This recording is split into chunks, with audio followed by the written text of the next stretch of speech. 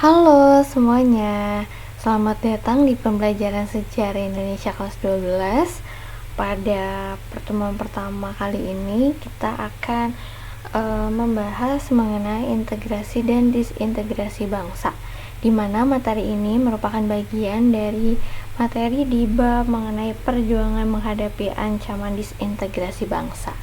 Oke, langsung saja kita lihat apa sih yang dimaksud dengan integrasi dan disintegrasi. Oke teman-teman, integrasi menurut Kamus Besar Bahasa Indonesia berarti pembauran hingga menjadi kesatuan yang utuh. Bisa juga dikatakan bahwa integrasi merupakan proses penyatuan berbagai kelompok, budaya, dan sosial dalam satu kesatuan wilayah dan membentuk suatu identitas sosial. Nah, seperti apa sih contoh dari integrasi tersebut?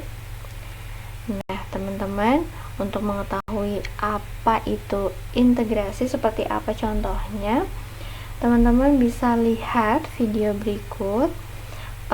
Teman-teman bisa lihat dan bayangkan bagaimana bentuk negara Indonesia.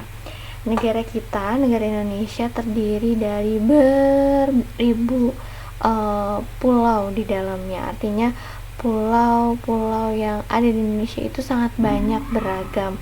Indonesia itu sangat luas, terdiri dari beragam suku, bangsa, beragam budaya, yang tersebar di berbagai daerah. Selain itu juga terdiri dari beragam agama. Nah, meskipun memiliki banyak sekali keberagaman, jika kita lihat, jika setiap suku, kemudian setiap agama, setiap kepercayaan, setiap budaya saling menghargai dan juga saling menghormati, maka tentunya akan tercipta suatu kondisi yang harmonis. Nah, keharmonisan inilah yang akan menciptakan persatuan bagi bangsa kita, dan inilah yang disebut dengan integrasi bangsa, teman-teman. Nah, lalu apa sih yang dimaksud dengan disintegrasi? Coba teman-teman bayangkan, jika di dalam kondisi yang beragam tersebut terjadi perang atau konflik, entah itu antar agama ataupun antar suku, seperti apa dampaknya bagi bangsa Indonesia dalam jangka panjang? Mungkin kita akan merasa ketakutan dan tidak aman, terlebih persatuan Indonesia akan hancur jika sesama warganya malah bertikai dan saling membenci, gitu ya. Nah, kondisi inilah yang disebut dengan disintegrasi, teman-teman. Mari kita lihat apa yang dimaksud dengan disintegrasi. Nah, disintegrasi adalah sebuah kondisi atau keadaan hilangnya keharmonisan, ketidakutuhan, atau perpecahan yang sedang terjadi dalam suatu lingkungan masyarakat. Oleh karena itu, disintegrasi bisa dimaknai sebagai suatu proses terpecah belahnya suatu keadaan dari kesatuan menjadi tercerai-berai, gitu ya teman-teman. Kita tentu tidak menginginkan kondisi tersebut terjadi di bangsa kita terutama. Maka dari itu kita harus menjaga keharmonisan dengan sama-sama menghargai, gitu ya teman-teman, sesuai dengan semboyan yang kita miliki bahwa bersatu kita teguh, bercerai kita runtuh. Nah, maka dari itu tugas kita untuk menjaga kesatuan sehingga tidak terjadi disintegrasi. Nah, lalu bagaimana dengan kondisi Indonesia? Ancaman disintegrasi apa aja sih yang pernah mengancam atau pernah terjadi di Indonesia? Terbayang tidak oleh teman-teman jika satu suku dan agama di Indonesia saling bertengkar dan memaksakan kehendaknya atau kepentingannya satu dengan yang lainnya, bagaimana jadinya dengan kehidupan sosial masyarakat Indonesia? Nah, dalam memahami integrasi dan disintegrasi ternyata terdapat integrasi nasional dan disintegrasi nasional. Nah, apa sih yang dimaksud dengan integrasi nasional? Integrasi nasional adalah usaha dan proses mempersatukan perbedaan yang ada pada suatu negara sehingga tercipta keserasian dan keselarasan secara nasional. Nah, terdapat beberapa faktor nih teman-teman sehingga terciptanya integrasi nasional. Faktor yang pertama adalah faktor sejarah yang menimbulkan rasa senasib sepenanggungan. Dulu kita tahu bahwa negara kita adalah negara yang pernah dijajah oleh bangsa-bangsa barat, terutama adalah bangsa Belanda. Meskipun kita tidak pernah merasakan penderitaannya, tetapi pasti orang-orang terdahulu atau kakek nenek kita pernah merasakannya. Nah, inilah yang menimbulkan yang menimbulkan atau mewujudkan integrasi nasional. Pada 28 Oktober 1928, para pemuda menentukan sikapnya untuk bersatu sebagai satu tanah air, satu bangsa, dan satu bahasa. Nah, komitmen ini jugalah yang dapat menimbulkan integrasi nasional. Kemudian, yang kedua adalah rasa cinta terhadap tanah air. Jika kita mencintai Indonesia, pasti kita juga ingin negara kita baik-baik saja dan tetap utuh sehingga perpecahan tidak terjadi. Maka dari itu, integrasi nasional akan terbentuk jika kita mencintai bangsa kita. Jika kita mencintai sesuatu, maka pasti kita akan rela berkorban untuk hal yang kita cintai. Begitupun jika kita rela berkorban bagi bangsa ini. Tentunya hal tersebut akan mewujudkan integrasi nasional.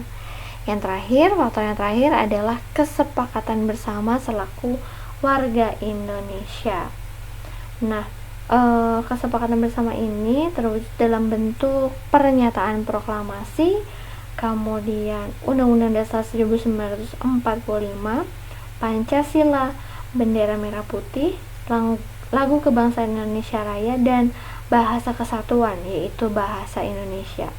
Nah, hal-hal inilah yang juga sangat mendukung bagi terciptanya integrasi nasional, teman-teman. Lalu, apa yang dimaksud dengan disintegrasi nasional? Nah, disintegrasi nasional sendiri adalah segala bentuk pertentangan dan juga konflik dalam masyarakat yang terjadi pada suatu negara yang bisa menyebabkan rusaknya persatuan dan juga kesatuan dalam suatu negara tersebut, teman-teman. Sebagai suatu negara yang besar yang memiliki suku bangsa, kepentingan, budaya, bahasa, agama yang beragam, tentunya Indonesia tidak luput dari upaya disintegrasi di dalam negaranya sendiri. Nah, terdapat beberapa latar belakang munculnya disintegrasi nasional, khususnya yang terjadi di Indonesia. Yang pertama adalah masyarakat Indonesia yang heterogen. Bangsa Indonesia memiliki banyak perbedaan, baik suku, agama, budaya, bahasa, dan lain sebagainya.